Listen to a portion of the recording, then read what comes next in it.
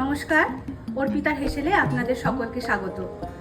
দেখেই বুঝতে পারছেন আজকে কি রান্না নিয়ে এসেছি। আজকে নিয়ে এসেছি বাঙালদের অতি জনপ্রিয় একটি রান্না, ইলিশ মাছের মাথা দিয়ে কচুর শাক। প্রথমে কচুর শাকটা সেদ্ধ করে নিচ্ছি।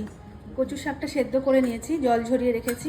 আবার হাতা দিয়ে চেপে চেপে না এরকমভাবে জলটা ফেলেও দেবো। অনেক জল থাকে এটার মধ্যে, তো চেপে ফেলে না দিলে হতে অনেক সময় লাগে। চলুন এবার বসিয়ে দিই। তেল গরম হয়ে গেছে, প্রথমে ইলিশ মাছের মাথাগুলো ভেজে নিচ্ছি।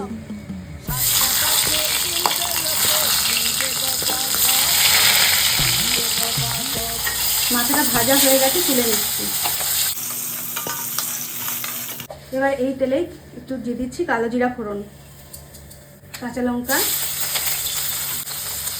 কচুর শাক, পরিমাণ মতো নুন আর হলুদ। কাঁচা লঙ্কাটা আমরা একটু ঝাল বেশি খাই, তাই একটু বেশি দিলাম। আপনারা আপনাদের পরিমাণ মতো দেবেন। কচুর শাক বা যে কোনো কচুর আইটেমে একটু ঝাল না হলে ভালো লাগে না। এখন একটু গ্যাসটা হালকা কমিয়ে বেশ কিছুক্ষণ ধরে এটা নাড়াচাড়া করে টানিয়ে নেব।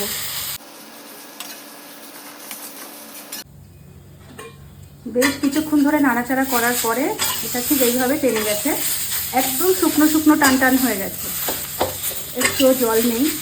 এবারে মাথাটা দিয়ে দেবো।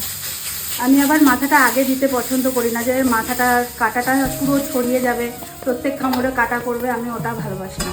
মাথাটা গোটা গোটা থাকবে, অল্প অল্প ভেঙে একটু দেবো মাথাটা।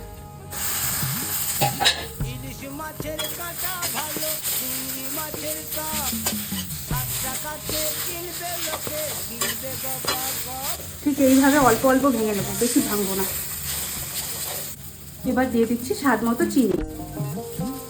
একটু নাড়াচাড়া করেই নামিয়ে নেব।